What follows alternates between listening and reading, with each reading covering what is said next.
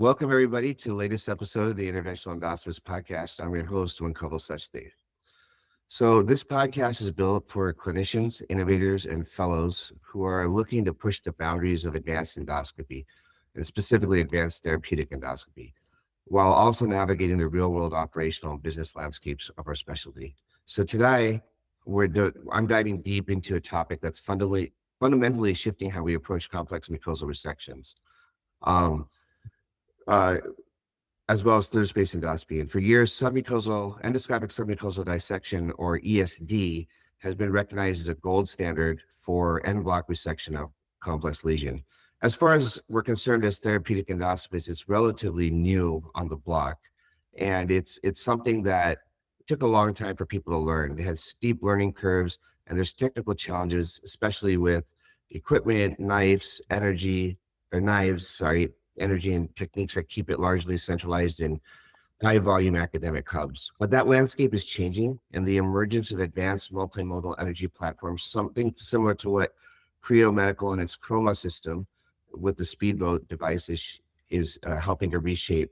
It's helping to reshape what's possible, and it offers new levels of safety, efficiency, and control. To help me break this down, I'm absolutely thrilled to welcome Dr. Davinderbir Singh Pannu. Dr. Pannu is a recognized leader in the advanced therapeutic endoscopy field at McLeod Health, and he's an early adopter and a true clinical expert in complex resection, or complex mucosal resection, and third space endoscopy, and the integration of cutting-edge electrosurgical platforms into regional health systems. So, Dr. Pannu, welcome, and thank you for spending some time with us. Thank you, Dr. Sachdev. Thank you for the introduction. I'm looking forward to talking to you about what we do in third space endoscopy and the newer platforms of electrosurgery, energy, and newer knives that we're using.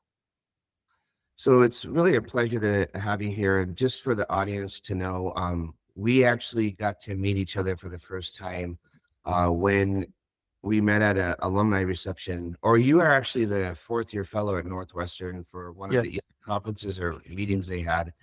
And I was like their second or third fellow. And I think you were maybe, wait, what year were you there again? Northwestern 2016 to 17. Okay, so you were 6 years behind me, so I don't feel as old now. But and so we hit it off. Obviously, we have very similar backgrounds. So before we get started talking about your work and everything, let's get the audience to know you. Let's talk a little bit about your childhood. Where'd you grow up? Medical school, fellowship, residency, all those things, and we'll get into some other questions as well. Okay. So I grew up in Amritsar in Punjab, India, and both my parents were physicians and surgeons, and my interest in medicine stemmed from seeing them help patients.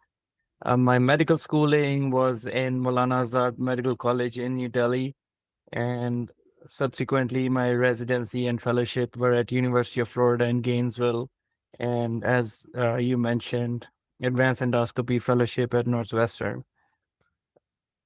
And when did you, in the training spectrum, when did you decide or realize that gastroenterology was the discipline that you wanted to pursue? In my during my medical schooling, I really had an interest. Again, going back to my family roots, my father is an ophthalmologist and my mother is an ENT surgeon. So I wanted to have a specialty where I could have a mix of medicine and procedures. And gastroenterology gave me that balance that I was looking for. And that is how I think about this field, where you can push the envelope in either direction. If you want to be a medical gastroenterologist, you can go in that direction. If you want to be a therapeutic endoscopist, you can push the envelope in the other direction as much as possible. And so following your interventional year at Northwestern, so kind of walk me through your journey to where you are today. I finished interventional endoscopy in Chicago in 2017 and interviewed at several places in the country. Um, but I uh, wanted to be at a place where interventional endoscopy or therapeutic endoscopy was a big need. Um, and during my journey of interviews, I learned about McLeod Health System in Florence, and I quickly learned that there was a lot of patients who needed the kind of procedures that we do, but they were traveling 2 to 3 hours to get these surgeries or procedures performed. And that was my main attraction to moving to Florence, South Carolina. And since being here, I, promised myself I will try to learn a new procedure or technique every year to continue to develop my skills. And my third space endoscopy journey started after I was attending in Florence, and I started to see a lot of large polyps that were being referred to me. And um, as you stated earlier, that it is quite clear that certain large lesions are better resected with endoscopic submucosal dissection technique. And in my time, I did several training labs and reached out to my mentors from fellowships, and they were kind enough to help me learn these techniques. And we started doing ESDs in 2020. And since then, our volume has gradually increased. And that leads us to now doing about 80 to 100 third space cases a year. That's amazing. I mean, that's probably something that's in my personal experience and what I've observed is it becomes harder to learn new techniques. I mean, the first thing is like, commend you about learning a new technique every year. I think that's actually a very, very good thing that any fellows who are listening to this podcast should make that a goal of theirs as well, to learn one or two new things every, year or 2 years, because if you don't grow in interventional endoscopy, the field is growing so fast that you'll be left behind, number one. And number two, and maybe more importantly, is that your patients will be left behind.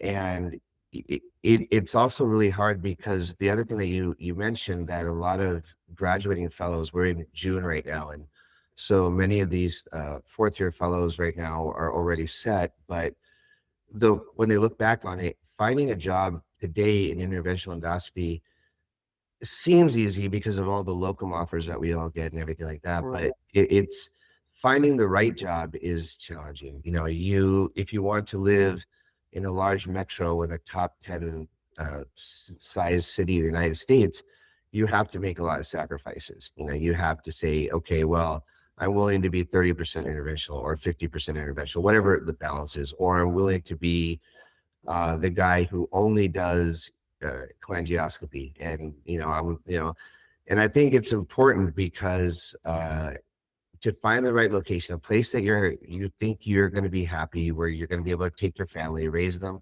but also get professional satisfaction. And I think that's amazing that you were able to find that right out of fellowship in a time where it's not as easy to do that anymore. So I think that's great. So before we start talking a little bit more about the procedures and the equipment and everything, one thing I want to ask you, and one thing I want to comment on real quick, is the first is the comment that this podcast, which I should have mentioned earlier, is not sponsored by any device company. This is only our thoughts. We're not being paid by Creo or Olympus or Boston Scientific or any of the companies for this. But if they want to pay us, then we'll be happy to consider it. With that being said, so let's talk a little bit about how you were able to get educated on third space endoscopy. This is a challenge that when I finished in my career, number one, in 2010, a lot of us were not thinking about third space endoscopy at that point in time. That probably came up around 14 or 15. And if you did want to learn it, you had to go to Japan or China or Germany to learn it. And um, the courses to learn it for early career or mid-career endoscopists were not there. Maybe some ASGE start courses and things like that. What did you do, and what was your path to getting better at this procedure? Yes, I think my distant exposure to third space endoscopy um, started at University of Florida during my fellowship. Um, Again, I did not train for it during the fellowship, and at Northwestern as well. One of my attendings was starting to do third space endoscopy. So I had some basic uh, understanding of what all it involves. And coming out of fellowship, I did not think that I will be performing these procedures. However, when I was in practice, performing 400-500 endoscopic mucosal resections a year, there was definitely room for improvement. And for me, it was, how can I make these resections better for patient outcome? And that is what drove me towards trying to remove these large colon lesions and block, and try to see how I can improve my skills and patient outcomes at the same time.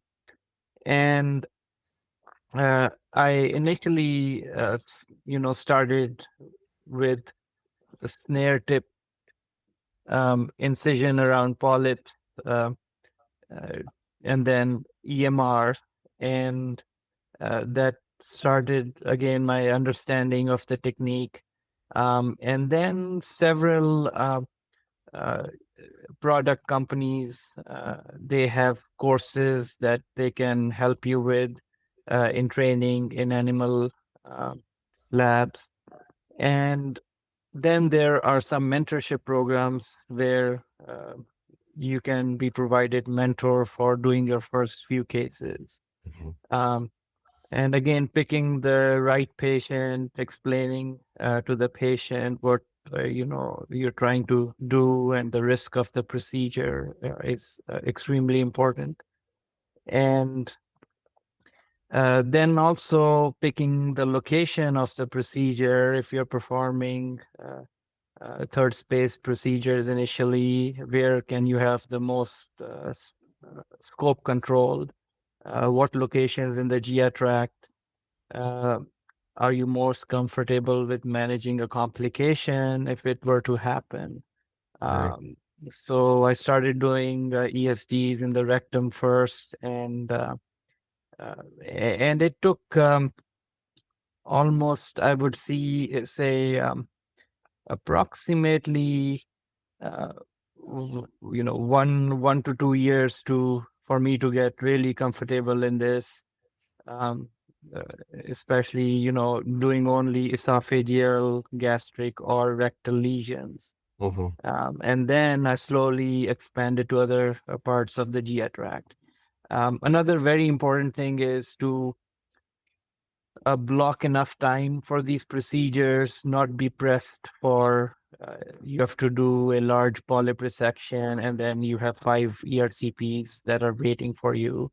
That also creates, a problem. And when you're pressed for time, you can have complications like bleeding and perforation.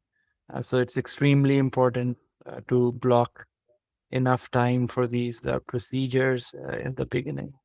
Yeah, no, that's I think that's a key point, because um when you're stressed out because you have a lot of procedures, that's where you take shortcuts, whether consciously or subconsciously, and that's where bad stuff can happen. So absolutely, it's important. I think for any young, or I shouldn't even say young, any interventionalists looking to start their career in third space or advanced tissue resection, then this is a very key point to remember that, you don't need 30 minutes for this procedure. You probably need 2 hours blocked or more, depending on the size of Yes. the lesion. And maybe make it your afternoon case, do your ERCPs in the morning, take your break, and then start, noon, 1 o'clock, whatever it is. And that way you're kind of open-ended, and definitely don't plan them on a day that your kid has a soccer game or a recital or something like that. So, okay, well, so as we've been kind of touching upon that, the transition from traditional mucosal resection to kind of mastering the submucosal space is pivotal moment for any endoscopist, and it completely kind of changes how you look at tissue architecture and what you consider resectable. So let's talk about a little bit of the technology that facilitates this. So for decades, or maybe 15 years, we've kind of relied on standard monopolar electrosurgical units. So, and we've all kind of learned to adjust our settings, our endocut, our forced coagulations, our spray coagulations, and we've kind of work around the, I guess, inherent limitations of monopolar energy. Sometimes there's unpredictability as far as the depth of the burn or the tissue penetration, and you need to use a grounding pad. But now microwave technology has been coming up. So why don't I just give you the floor to talk a little bit about your understanding of, monopolar, bipolar, all these things, microwave. Just kind of tell us how you came to start using the Creo system, which is something we want to talk about in Speedboat specifically. I think for third space endoscopy, understanding the electrosurgical unit in your department is extremely important. And also understanding what voltage, current, power, and tissue resistance is. We are all very familiar with monopolar systems where the electrosurgical generator is pushing electrical current through the tissue, and that current then flows after tissue effect through the grounding pad back to the generator. And each of these points of the system are important to understand. As the voltage goes up, the amount of current flowing through the tissue increases. As the amount of current flowing through the tissue increases, there is risk of collateral damage or damage to surrounding tissue. And as the tissue resistance changes, these parameters change as well. So honestly, 5 years into these procedures is when I was introduced to microwave energy, and I was very hesitant to get on board with this because I thought to myself that right now I have no problem with coagulation or controlling bleeding. Why do I need to get into another energy platform for bleeding control? Um, However, we eventually got on board and trialed about 10 cases in a couple of months. And very quickly, I learned that bipolar energy, especially microwave energy, how it can be used safely, and what are the advantages over monopolar energy.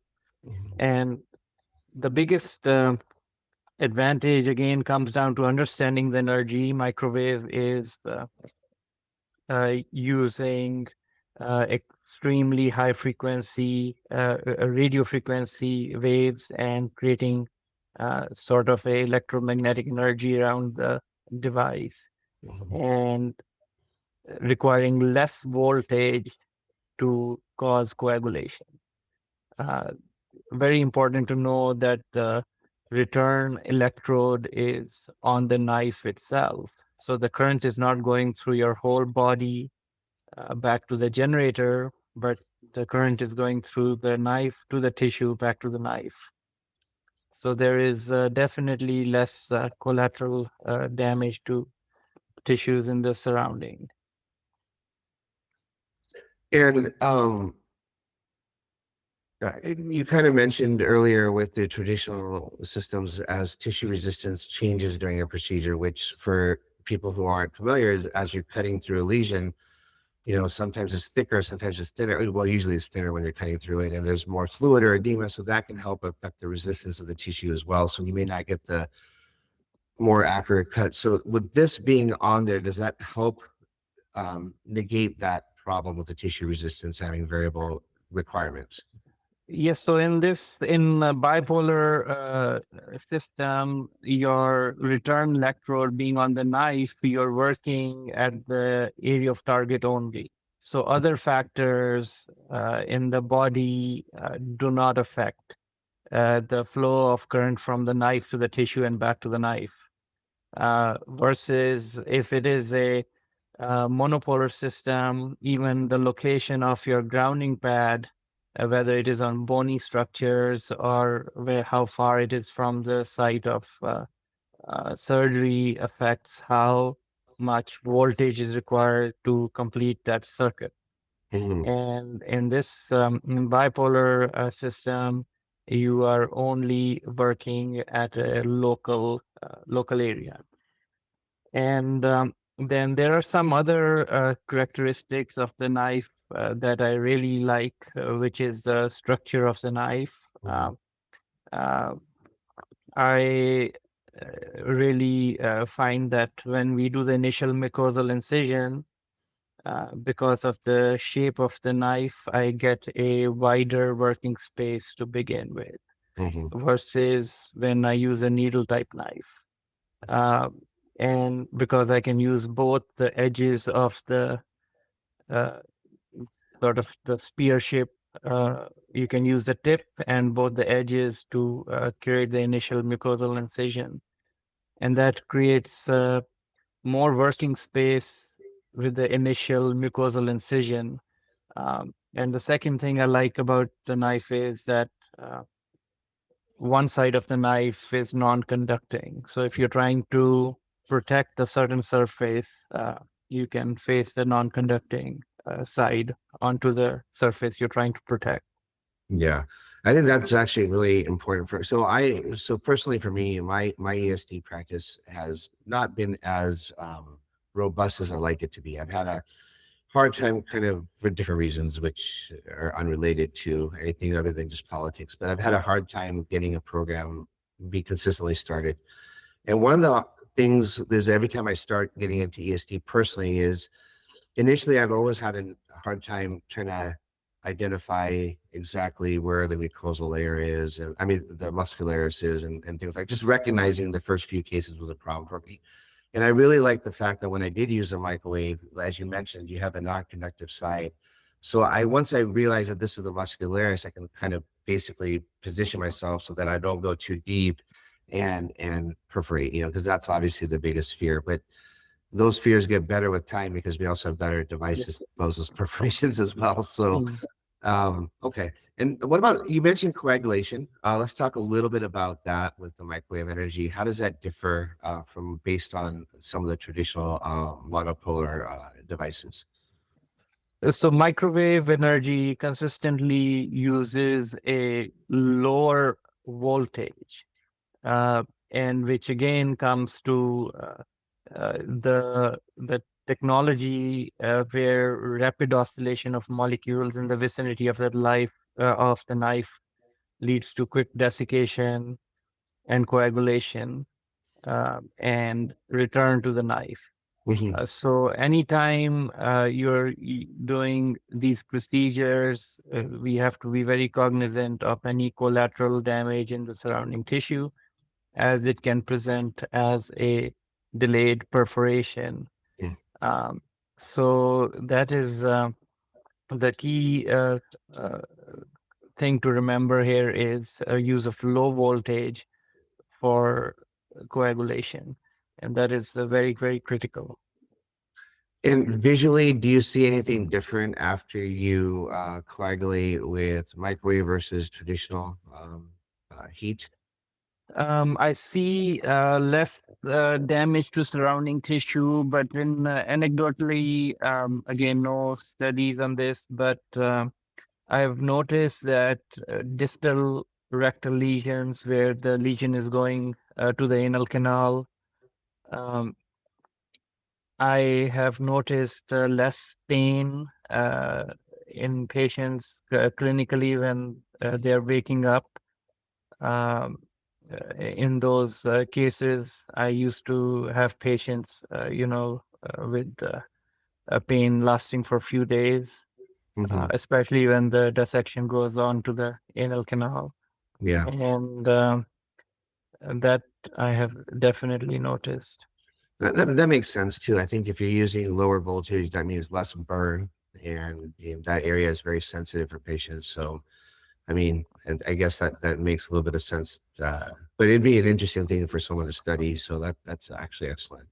And what about a practical or a tactile perspective or tactile perspective? So when you're working in the submucosal space, um, where you're kind of often millimeters away from the muscularis, as we talked about, does this dual energy profile translate to more safety in your opinion? You mentioned less potential, less delayed perforations, but do you find that this device or using this changes your tactile feedback when you're doing the procedure?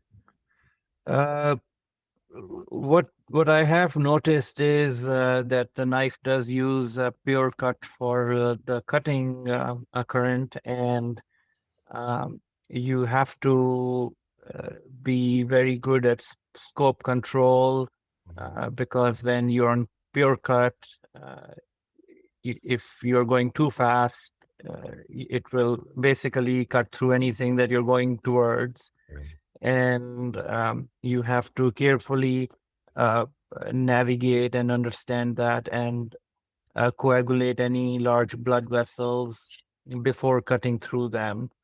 And that is a little bit change in technique from monopolar system.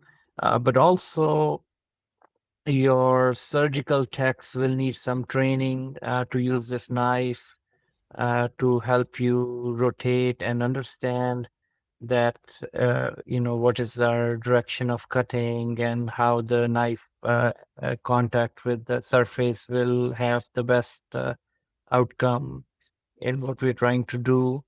And I like that because it keeps the surgical tech engaged for 2-3 hours, and Yeah.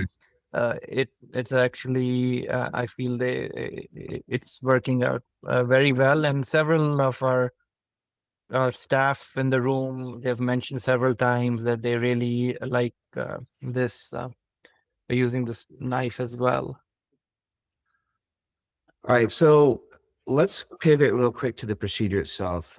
We now this might be a little bit of a nuanced question because you did mention that you started using the speedboat about 5 years or 4 or 5 years into your ESD journey. But we've learned that ESD is difficult to master. We've talked about that. It's something that often requires dozens, if not, 50, 60 procedures before you start to feel comfortable, at least before you start to want to move on to the next step of that. And that can be, as somebody, discouraging. It can be draining. It's something that can really turn you off to doing the procedure, especially when you have to deal with bleeding and delayed perforations and stuff like that. So with the speedboat device and the design of the device, do you think that for novice endoscopists or novice resectionists, if you will they need the same level of ramp up before they feel comfortable? Obviously, you've had the experience using both devices, but you didn't just start off with one versus the other, so it's not something that you can maybe say for sure. But what's your opinion on that? Does this make it easier for people to learn how to do ESD? I think for the initial few cases, you are as good as your mentor is. So it depends on your mentor or who is teaching you ESD. Mhm. If from day one you all you see is somebody doing their third space procedures with this knife, I think you could get comfortable in it, you know, using the concept of the knife in 10, 15 cases. Mhm. Um, but I really feel it depends on how you're trained. If you're somebody who has been doing this for a while and you're trying to switch to this knife, then you already have the concept of the spaces that you're working in, mucosa, submucosa, muscularis, and you just need to go slower than your usual pace and see how it works for you. And then again, coming down to have best efficiency of the knife, it's extremely important to know the orientation and how it will cut well. Mhm. And your surgical tech's role becomes very important. But I don't think right out of fellowship uh, you can use either device. I don't think that's a big problem. Right. Especially also, yeah, I mean, yeah, that's a great point. It really depends on what you've been watching in fellowship, for example. I mean, I think when we talk about even just ERCP or EUS, many of us are just hesitant to go to another company based off of what we learned with. A crane, yeah. If you trained on Boston sphincter toes, you may not be wanting to try a Cook or Olympus sphincter toe, or vice versa. So I think those are it's a good point. Yes, So but it's also for the also very very important to know the monopolar system very well because uh, if you ever need some sort of rescue or you need to use forceps type coagulation, uh, it's important to know how both systems work. So No, I think that's a key point. That's fantastic point, because I think as an interventionist, you have a large toolbox, and it's not just you're not just going to use the same screwdriver every time. You have to be able to use both. Sometimes you have to use Phillips, and sometimes you have to use a flathead screwdriver. You just have to. yes, And it's important for that purpose, because you also in a healthcare system may not be doing the same procedures at the different hospitals you go to or the different facilities you go to, and so you have to be able to adapt as an endoscopist and specifically as an interventionalist.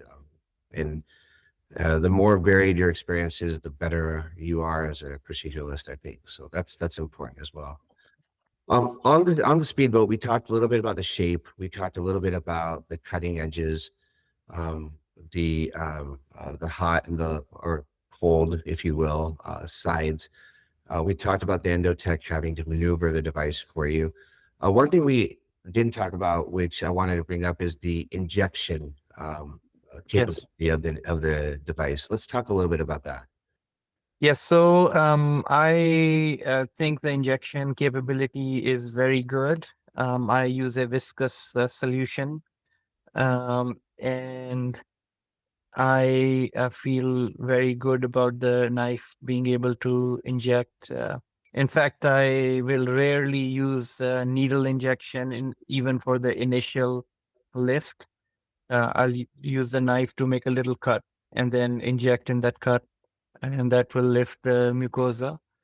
Um, and even with a lot of coagulum on the knife, when you're 1 hour into the procedure, I have not noticed that I have to remove and clean the knife just because it was not injecting well.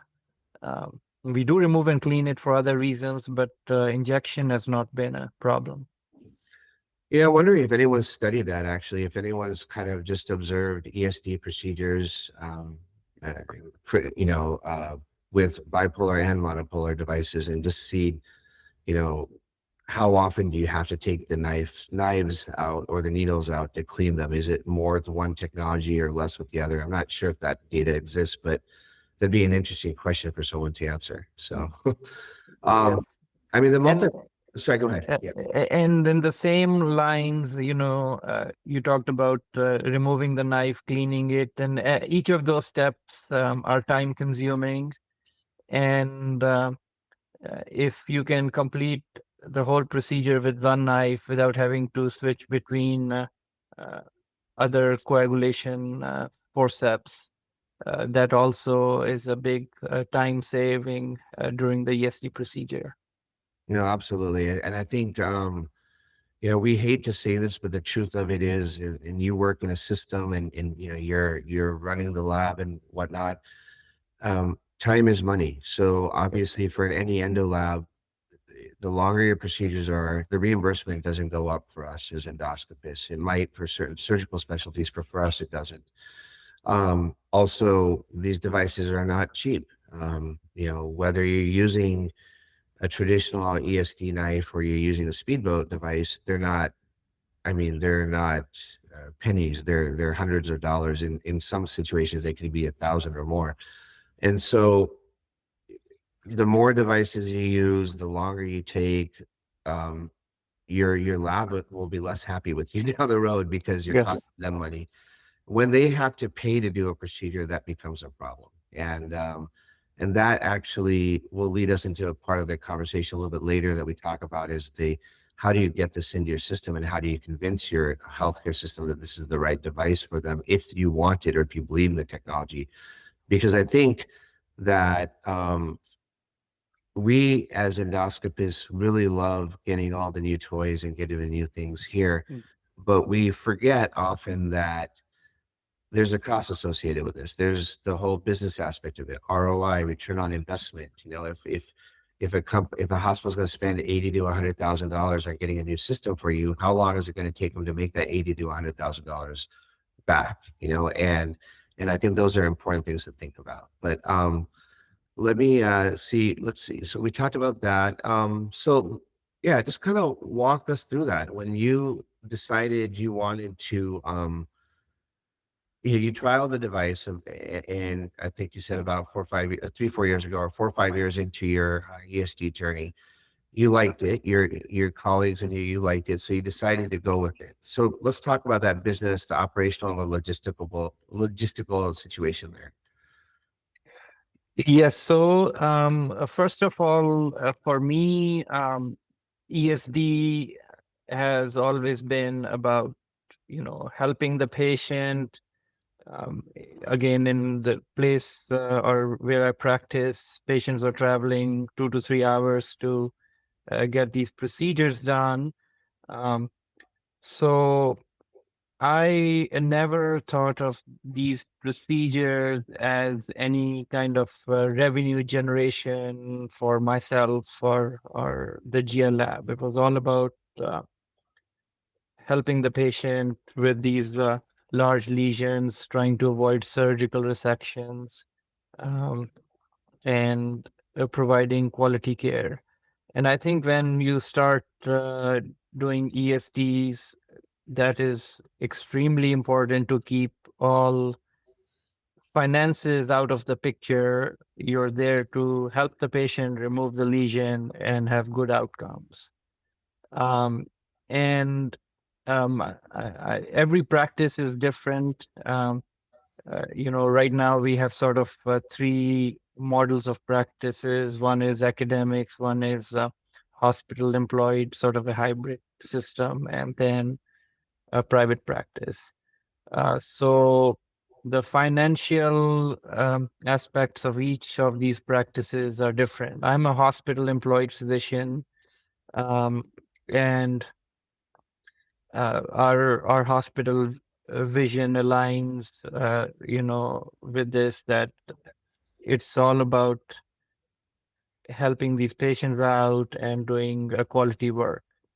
And that has they have been very supportive in getting us the equipment. But if you work with your companies, uh, there are several ways where they can provide the device to you and bring the generator. Some companies bring the generator each time that you use the knife. Those are some of the things that can decrease the cost. And then if you have existing knives where you're using 2 or 3 knives in one case, you're using a grounding pad, there is some cost saving there proposition there as well. Um, but I think your practice, your hospital, the vision should be aligned. What is the goal of bringing therapeutic endoscopy to the region? Uh, and I don't think if we focus just on financial and third space endoscopy, it's a healthy mix. And I agree. I mean, I think that is our role as physicians is exactly what you said, right? Our job and our focus is the primary outcome of the patient and what makes it better for the patient. But also, I mean, in the interventional side, we don't live in that vacuum, unfortunately. I think Right. that when we're involved with healthcare systems, whether it's the private side or the hospital employed or even the academics, oftentimes, at least in my experience in Arizona, the various hospitals I've worked at is, I want this device, I want this accessory, I want this tool, I want one of these things, whatever it is. And unfortunately, it's not, and I think most institutions it's not this way. That you can just go to your endo manager and say, I want this $50,000, $100,000 device, and can you get it for me? And maybe when you're new or when you're first employed, then you might say yes. But I think as you've been there, it becomes a little bit harder because you have to deal with value analysis committees and you have to deal with return on investment and you have to deal with that part of it as I mean, at least the administrators do. And that's obviously their job, but our job is to show them the value that we can provide. Now, we can show them the clinical value, as you mentioned, to the patient. But was there did you get any pushback when you said, we have this, bipolar device, we have this monopolar device, excuse me, and we've invested this money in it, and now I want to start using this new device for maybe, you know, 25 procedures in a 6 month span or in a quarter. Did you have to help make any business case to the hospital that this is a good thing outside the clinical side of it? Yeah, so for us, for value analysis, we will look at the actual cases that we have done. We try to show to the hospital what is the downstream revenue, if you're admitting the patient for one night or, you're sending pathology to your own place. If there is any cancer, you're trying to treat them locally in your cancer center. Mhm. So that is one aspect. And second aspect is that I have sometimes shown them actual, you know, uh, patient videos of the performing procedure with one knife versus the other to help them understand what we are talking about. And thirdly, we track how many patients were referred out of the system for lack of a device. Right. So these are the things that we bring, um, No, and it has worked out for us in these discussions.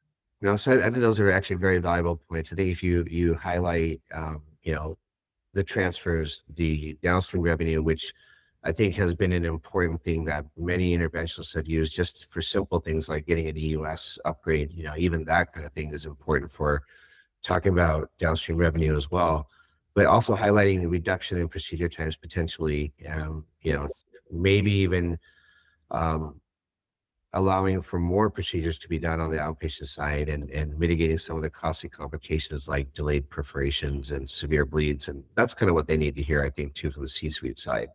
Yeah.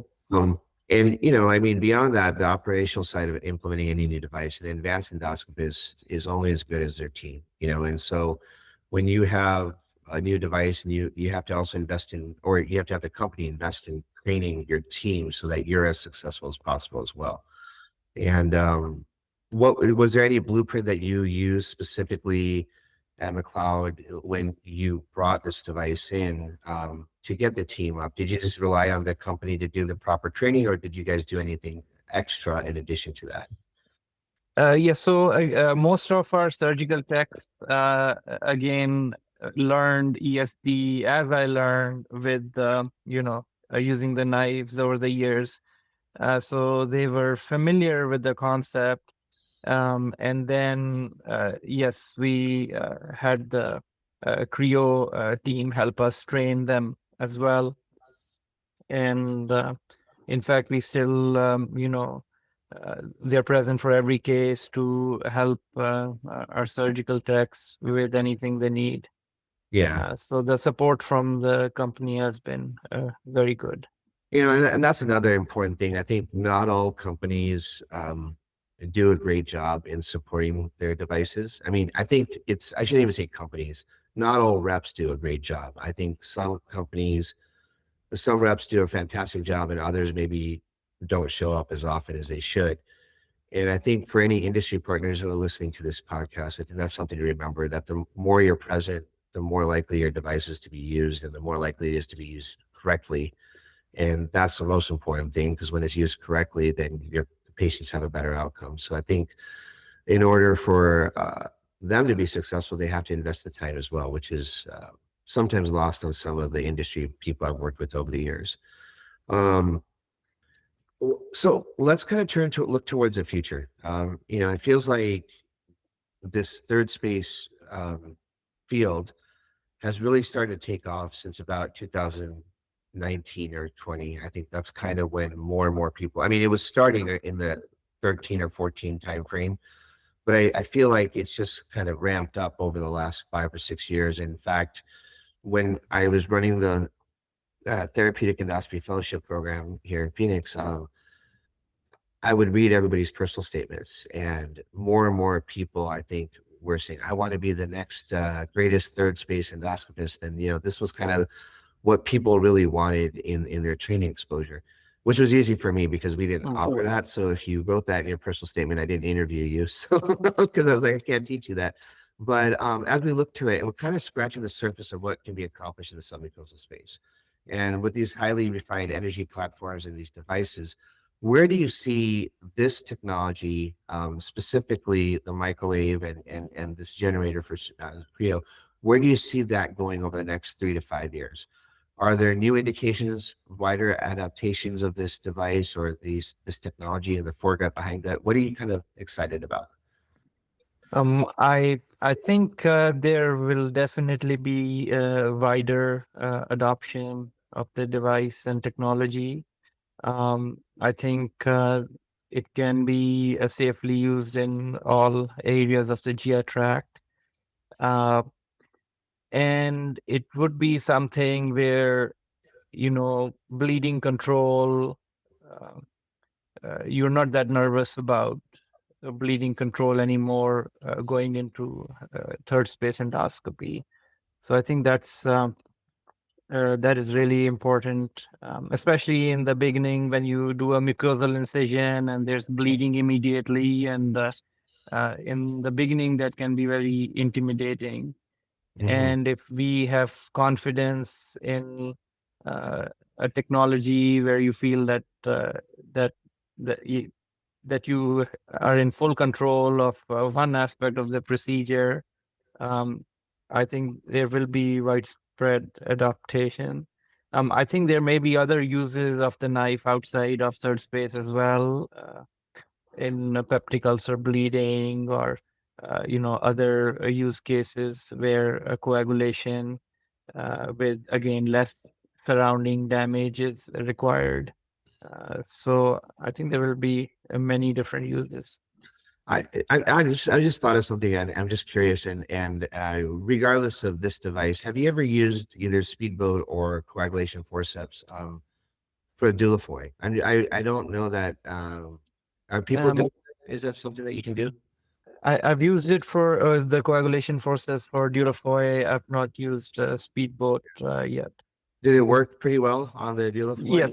Yes. Yes. I saw one last week, so one of my moonlighting things. So Mm. it just popped in my head as you were talking. So, all right. So before I let you go, I kind of want to speak a little bit to the next generation. Or we have a lot of advanced endoscopy fellows and early career attendees who listen to this podcast, and or at least I think we do, because when I go to DDW, everybody tells me they listen to my podcast, but when I look at my listen numbers, I think there's a lot less actual listens than people who tell me they listen. But anyway, it was pretty good because my daughter went with me to DDW this year and she had a poster. And, she knows I do this podcast. She's 20, so she thinks this is just dad being, just playing with one of his hobbies and not really knowing. And I was lucky on that day that she was with me that at least, I think, 6 people stopped me in the hallway to tell me how they listen to my podcast. And she comes home and tells my wife, she's like, I guess dad, actually, people do listen to it. People actually listen to what he says. Well, I guess for those who do actually listen and are listening, and you're trying to master this complex technical skill, but you're also simultaneously learning how to champion new technology when you join a new hospital system or practice. What's the number one piece of advice you would give any young or early career advanced endoscopist who wants to become an early adopter of any platform like this one, or as they start off in their first few years of practice, how are they going to be able to be successful in getting new devices in their hands? Do you have one piece of advice for those people? I think looking back, just focus on excellent patient outcomes, quality of care, and just think of your journey in your career as a fellowship training every year, and try to learn new devices and techniques. And I will, I always attend live courses, and there's always something new that somebody can teach you, Right. no matter how many cases you do. Somebody is always doing it different or better. And I think just having that in you to constantly learn and change um, is very, very important. Uh, in the first 6 months in starting a new job, get comfortable with what the skills you come with, and then you look at what is needed in improving quality of care in your area, and you focus on those things. Master one skill in a year or 2 years, and then keep adapting and evolving.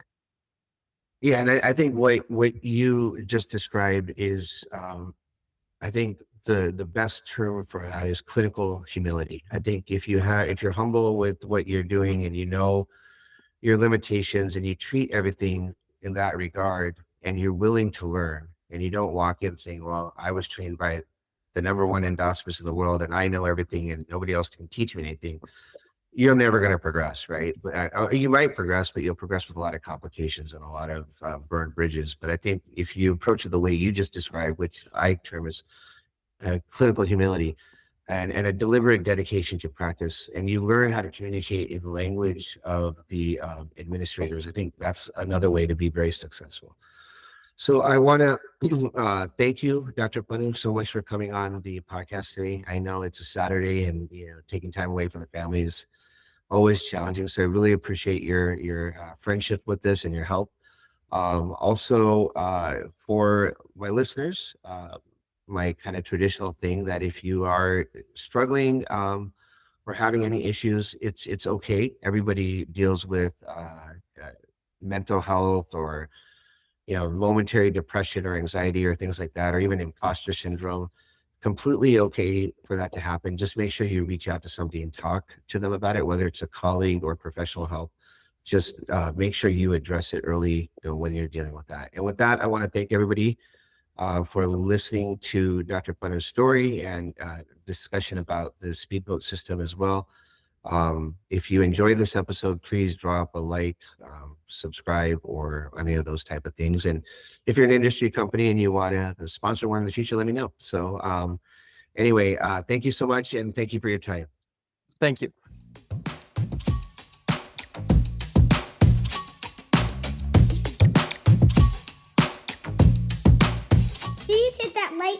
and that subscribe button.